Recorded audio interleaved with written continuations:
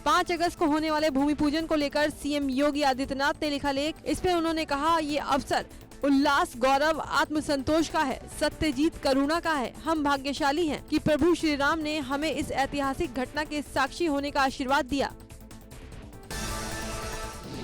मुख्यमंत्री योगी आदित्यनाथ ने लिखा, वो शुभ घड़ी आ ही गई है। भूमि पूजन केवल राम मंदिर का नहीं, एक नए युग का भी है। रामलला विराजमान की भव्य प्राण प्रतिष्ठा भारत की सांस्कृतिक अंतरात्मा की समरस अभिव्यक्ति का प्रतिमान सिद्ध होगा। सीएम ने लेख के जरिए बताया, 12:30 बजे से 12:40 के बीच प्रधानमंत्री नरेंद्र मोदी भव्य दिव्य मंदिर की आधारशिला रखेंगे। इस दिन सामाजिक दूरी का सभी पालन करें और शिलान्यास के दिन अपने अपने घर पर पूजा पाठ करें। सीएम योगी ने लोगों से अपील की कि आप दुनिया के किसी भी कोने में रहें, लेकिन 4 और 5 अगस्त को अपने घर पर दिया जरूर जलाएं। इस ऐतिहासिक दिन के सभी साक्षी बने। साथ ही सीएम ने कहा, अब अयोध्या में धर्म और विकास के समन्वय से हर्ष की सरिता और समृद्धि की बयार बहेगी। 2 अगस्त को मुख्यमंत्री योगी आदित्यनाथ फिर से जाएंगे अयोध्या। राम मंदिर शिलान्यास कार्यक्रम की तैयारियों को खुद देखने जाएंगे सीएम। पीएम के कार्यक्रम की तैयारियों को दूसरी बार देखेंगे सीएम योगी। प्रधानमंत्री के दौरे के चलते अयोध्या को चारों तरफ से सील करने की तैयारी। अयोध्या समेत फैजाबाद शहर में प्रवेश के सभी मार्गों पर पूर्व में किए गए इंतजामों की मॉनिटरिंग जारी। 4 अगस्त की शाम से किसी को भी अयोध्या में नहीं मिलेगी एंट्री। वीवीआईपी को शहादतगंज से अयोध्या में एंट्री देने की योजना। पीलीभीत में सरकारी अमले में कोरोना कहर जारी। सरकारी अमले के 6 लोग कोरोना पॉजिटिव मिलने से हड़कंप। एक ACMO, BSA steno, CMO steno समेत सीएमओ ऑफिस के 2 लोग निकले कोरोना पॉजिटिव। बीएसए ऑफिस को 48 घंटे के लिए कराया गया बंद। फिरोजाबाद में आगरा लखनऊ एक्सप्रेस वे पर बड़ा सड़क हादसा। डिवाइडर से टकराई डबल डेकर बस। हादसे में एक यात्री की मौत, 5 लोगों की हालत नाजुक। नगला खंगर इलाके में हुआ हादसा। प्रतापगढ़ से दिल्ली जा रही थी बस। विकास दुबे के मैनेजर जयकांत उर्फ जय वाजपेयी और उसके 3 भाइयों के खिलाफ गैंगस्टर एक्ट में केस दर्ज। नजीराबाद थाने में दर्ज हुआ गैंगस्टर का केस। जय के भाइयों की गिरफ्तारी में जुटी पुलिस। संभल के कुड़ थाना इलाके में दुकान बनकर घर जा रहे खादी व्यापारी की हत्या। 2 बाइक सवार बदमाशों ने बाइक रोकी और उन पर ताबड़तोड़ फायर कर दिया, जिससे व्यापारी की मौके पर ही मौत हो गई, जबकि व्यापारी का बेटा घायल हो गया। गंभीर हालत में व्यापारी के बेटे को जिला अस्पताल में भर्ती कराया गया है। वहीं व्यापारी की हत्या की खबर मिलते ही संभल में ब्राह्मण समाज के सैकड़ों लोगों ने रोड जाम कर यूपी सरकार और पुलिस के खिलाफ नारेबाजी शुरू कर दी। आक्रोशित लोगों ने पुलिस को 24 घंटे में हत्यारों को पकड़ने का अल्टीमेटम दिया है। वहीं एसपी का कहना है कि बदमाशों को पकड़ने के लिए 3 टीमें बनाई गई हैं। जल्द ही आरोपियों को गिरफ्तार किया जाएगा।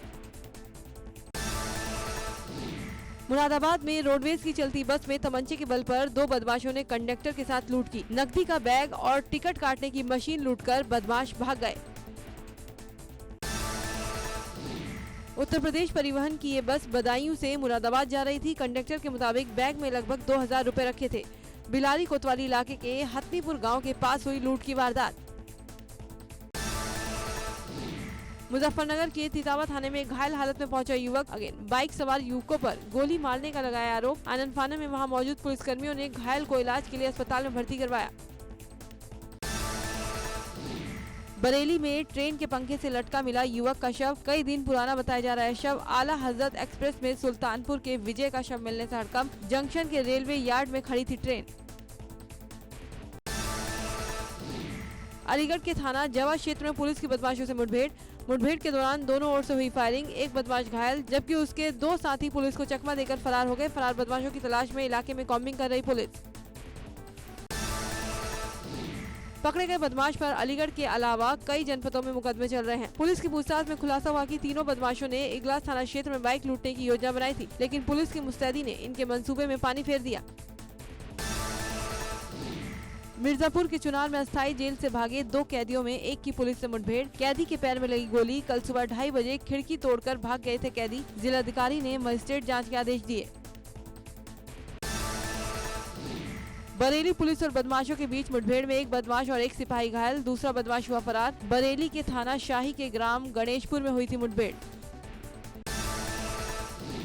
मऊ में पुलिस ने मुठभेड़ में 4 शातिर बदमाशों को किया गिरफ्तार।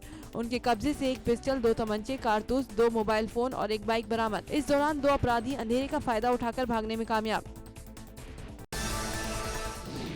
मुरादाबाद में निजी अस्पताल पर कोविड-19 के नियमों का उल्लंघन करने का गंभीर आरोप लगा है। एक शख्स ने वीडियो बनाकर वायरल कर दिया, जिस पर स्वास्थ्य विभाग के अधिकारियों ने संज्ञान लेते हुए हॉस्पिटल पर छापा मारकर जांच की। छापे में अधिकारियों को अस्पताल में काफी कमियां नजर आईं। मुरादाबाद नगर निगम की तरफ से थाना गलशहीद में हॉस्पिटल संचालक के खिलाफ FIR दर्ज कराई गई है। वहीं प्रदूषण विभाग और चिकित्सा विभाग भी अवैध रूप से बिना अनुमति के बिना बेसमेंट में अस्पताल चलाने के आरोप में कार्रवाई में जुटा है। अधिकारियों का कहना है कि अगर डॉक्यूमेंट नहीं दिखाए गए तो हॉस्पिटल को भी सीज किया जा सकता है। कानपुर में भी कोविड मरीजों की जानकारी छिपाने और इलाज में लापरवाही पाए जाने के बाद तुलसी हॉस्पिटल के खिलाफ FIR दर्ज हो गई है। दरअसल अस्पताल ने 61 साल की एक महिला को भर्ती कराया था। कोविड जांच की गई तो महिला पॉजिटिव निकली, लेकिन CMO को ये बात नहीं बताई गई। काशीपुर में गुलदार के आतंक से डरे सहमे प्रोफेसर कॉलोनी के लोग। गुलदार ने कॉलोनी से गुजर रहे एक युवक पर हमले की भी कोशिश की। वन विभाग की टीम कई स्थानों पर कैमरे लगाने के साथ ही झाड़ियों में जाकर गुलदार की तलाश कर रही है। हरिद्वार में मनसा देवी मंदिर की पहाड़ी पर बरसात के सीजन में हर साल भूस्खलन होता है। IIT रुड़की ने भी अपने सर्वे के दौरान साफ किया था कि मनसा देवी की पहाड़ी कभी भी बड़े हादसे का कारण बन सकती है, मगर अभी तक इस ओर किसी ने ध्यान नहीं दिया है। चमोली में बद्रीनाथ हाईवे पर लैंडस्लाइड का रोंगटे खड़े कर देने वाला एक वीडियो सामने आया है। इस वीडियो में देखा जा सकता है कि पहाड़ किस तरह से दरक रहा है।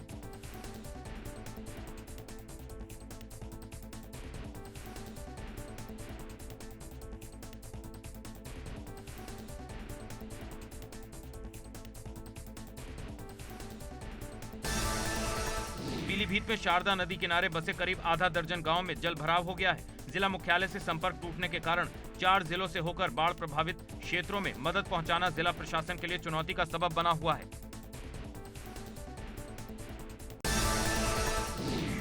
श्रावस्ती में राप्ती नदी फिर खतरे के निशान के ऊपर बह रही है। राप्ती की लहरों ने यहां कई दर्जन गांवों को अपनी आगोश में ले लिया है, जिससे कई गांव में पानी ही पानी नजर आ रहा है। पानी से घिरे लोग पलायन करके सुरक्षित स्थानों की तलाश कर रहे हैं। कई लोगों के मकान और सैकड़ों बीघा जमीन कटकर राप्ती में समा गई है। बाराबंकी जिले में सरयू नदी का जलस्तर बढ़ने से हालात बेकाबू होते जा रहे हैं। सरयू नदी में लगभग 2 लाख क्यूसेक पानी छोड़े जाने के बाद से तराई के दर्जनों गांव में बाढ़ जैसे हालात पैदा हो गए हैं।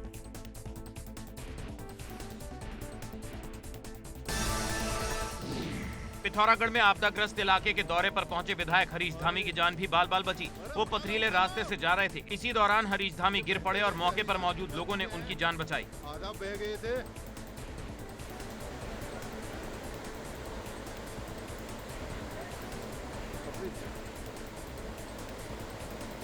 आप देखेंगे माननीय विधायक जी को, ये देखेंगे आप हरीश धामी जी पूरे कीचड़ में बहते बहते बच गए। अमरोहा के हसनपुर क्षेत्र में दबंगों की दबंगई। विधवा महिला को दबंगों ने पीटा। महिला को सरे बाजार मारता हुआ ले गया दबंग। महिला ने आरोपी पंकज पर तमंचे के बल पर दुष्कर्म करने का लगाया आरोप।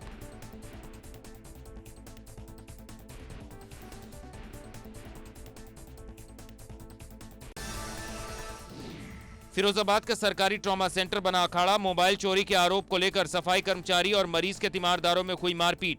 झाड़ू से दोनों ने एक दूसरे को पीटा। पिटाई का लाइव वीडियो आया सामने। बस्ती के कोतवाली थाना क्षेत्र में 2 बाइक सवारों के बीच मारपीट। बीच सड़क मोटरसाइकिल सवारों में जमकर हुआ दे दनादन। रोड पर मारपीट की तस्वीरें सोशल मीडिया पर वायरल।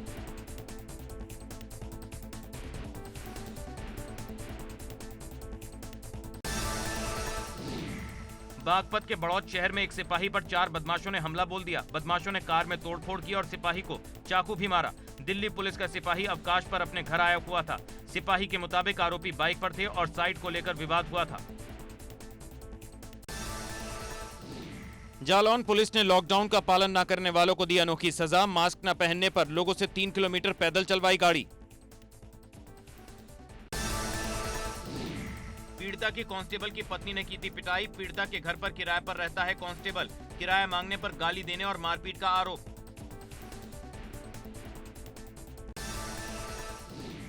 वाराणसी के चौबेपुर में शिव मंदिर में सोने चांदी के गहनों से भरी एक पोटली मिली। अब पुलिस सीसीटीवी के जरिए आने वाले लोगों की पहचान करने में जुटी।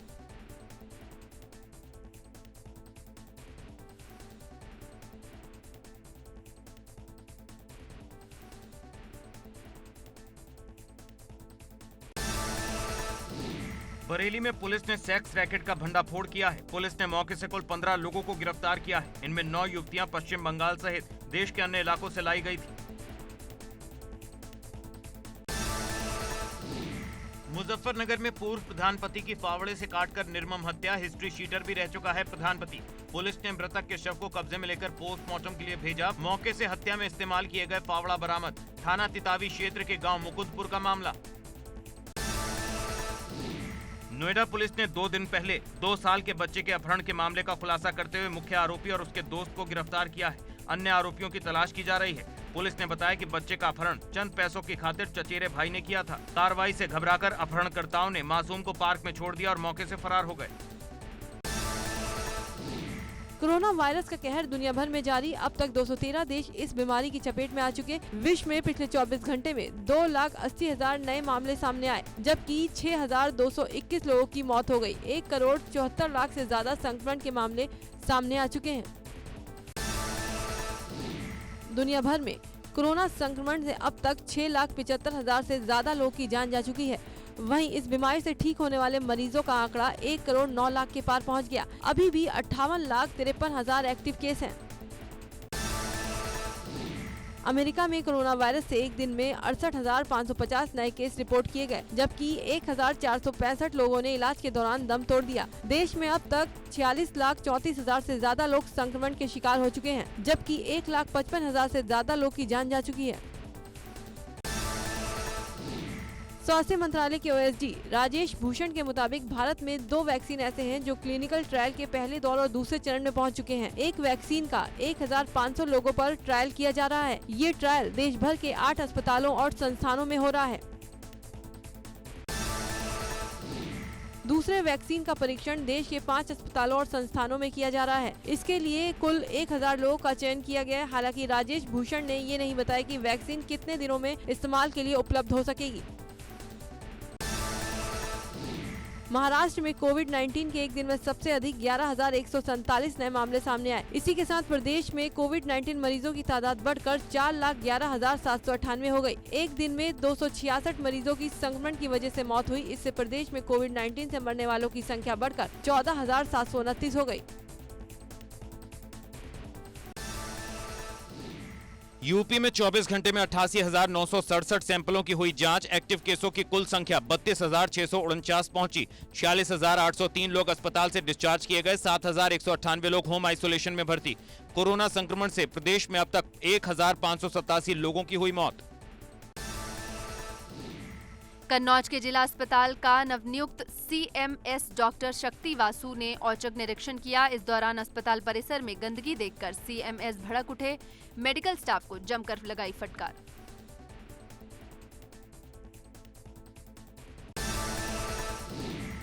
गाजीपुर में 42 कोरोना पॉजिटिव मरीज लापता हैं और उनका पता जिला प्रशासन और पुलिस प्रशासन नहीं लगा पा रहा है। जिले में रोजाना 50 से ज्यादा कोरोना के मामले सामने आ रहे हैं। ऐसे में 42 कोरोना मरीजों के लापता होने की वजह से संक्रमण का खतरा और बढ़ गया है। बलिया के जिला कारागार में कुल 817 बंदियों में से 224 बंदी और 4 जेल स्टाफ कोरोना संक्रमित पाए गए हैं, जिसके बाद जिला प्रशासन सामुदायिक स्वास्थ्य केंद्र को अस्थायी कारागार बनाने की कवायद में जुट गया है, जहां नए आने वाले बंदियों को 15 दिन के लिए रखा जाएगा। बिहार की नीतीश सरकार ने शहरी क्षेत्रों में 16 अगस्त तक लॉकडाउन बढ़ाने का फैसला लिया है। इस दौरान सरकारी दफ्तर 50% कर्मचारियों और अधिकारियों के साथ काम करेंगे। लॉकडाउन के दौरान बिहार में जरूरी सेवाएं पहले की तरह चालू रहेंगी। राज्य में नाइट कर्फ्यू जारी रखने का फैसला लिया गया है। आईएमए गोरखपुर की ओर से प्रदेश के पहले L2 और L3 पेड कोविड अस्पताल का शुभारंभ हुआ। डीएम के विजेंद्र पांडेयन ने दीप प्रज्वलित कर अस्पताल का शुभारंभ किया। इस अवसर पर उन्होंने कहा कि ये अस्पताल पूर्वांचल के लिए एक वरदान है।